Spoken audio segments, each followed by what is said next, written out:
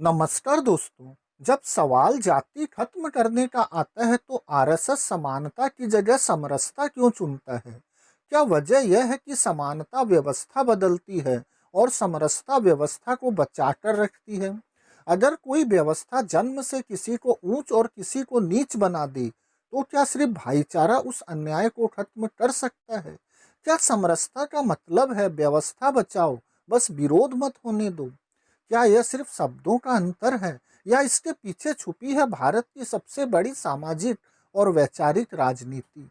आज की इस वीडियो में हम बात करेंगे समरसता बनाम समानता, डॉक्टर अंबेडकर के विचार, आरएसएस की सोच और उस बहस की जो आज भी भारतीय समाज के केंद्र में मौजूद है। अगर आपको सामाजिक न्याय की बहस पसंद है तो वीडियो अंत तक देखें। सबसे पहले समझते हैं दोनों शब्दों का मतलब। समानता यानी हर व्यक्ति जन्म से बराबर, कोई जाति ऊंची नीची नहीं, कानून, अवसर, सम्मान और अधिकार सबके लिए समान। यह संविधान की मूल भावना है और डॉक्टर अंबेडकर की प्रमुख मांग भी है। समरसता यानी समाज के अलग अलग वर्ग जातियां आपस में प्रेम, सम्मान और सद्भाव से रहें, यानी एक रस हो रहे लेकिन रहें अलग अलग। सुनने में यह बहुत अच्छा लगता है, लेकिन सवाल ये है, अगर मूल व्यवस्था ही असमान हो तो क्या सिर्फ सद्भाव काफी है? 1983 में आरएसएस ने सामाजिक समरसता मंच बनाया, दत्तोपंत ठेंगड़ी जी के नेतृत्व में, अंबेडकर जयंती पर। ठेंगड़ी जी ने साफ कहा था कि समता शब्द पश्चिमी मार्क्सवादी है, जबकि समरसता भारतीय जड़ों वाला है।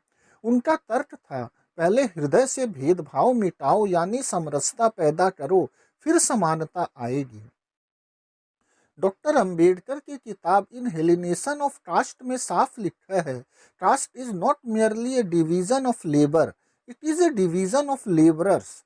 इसलिए अंबेडकर जाति व्यवस्था का सुधार नहीं, विनाश चाहते थे। वे सिर्फ सद्भाव नहीं, समानता और जाति उन्मूलन चाहते थे। आलोचक कहते हैं कि आरएसएस के दूसरे सरसंघचालक एमएस गोलवलकर ने अपनी किताब बंच ऑफ थॉट्स में वर्ण व्यवस्था को समाज की प्राकृतिक और उपयोगी व्यवस्था बताया। उन्होंने इसे शरीर के अंगों की तरह देखा, अलग अलग लेकिन एक।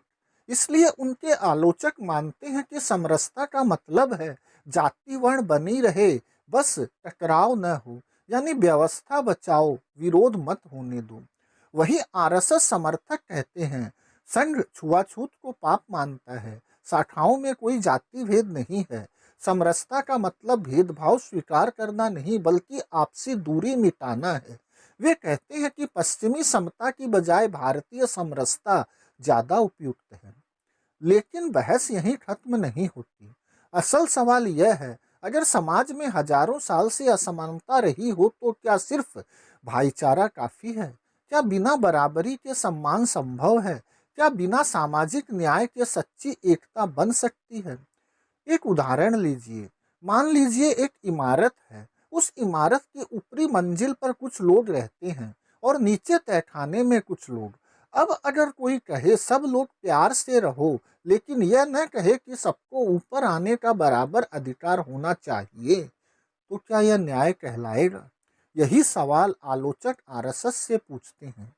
इतिहास हमें बताता है कि जहाँ भी असमानता रही, वहाँ सिर्फ शांति की अपील काफी नहीं रही। लोगों ने अधिकार मांगी, बराबरी मांगी, प्रतिनिधित्व मांगा, सम्मान मांगा। तो दोस्तों, आरएसएस द्वारा समरसता शब्द का इस्तेमाल सिर्फ भाषाई चुनाव नहीं माना जा सकता। इसके पीछे एक गहरी वैचारिक सोच रही है। आलोचक इसे जाति व्यवस्था को बचाने की रणनीति कहते हैं, समर्थक इसे सामाजिक एकता का रास्ता बताते हैं। लेकिन अंतिम सवाल आज भी वही है, अगर समाज में सभी लोग बराबर नहीं होंगे तो क्या वास्तविक न्याय संभव है? और क्या बिना समानता के सच्ची समरसता कभी आ सकती है? धन्यवाद दोस्तों।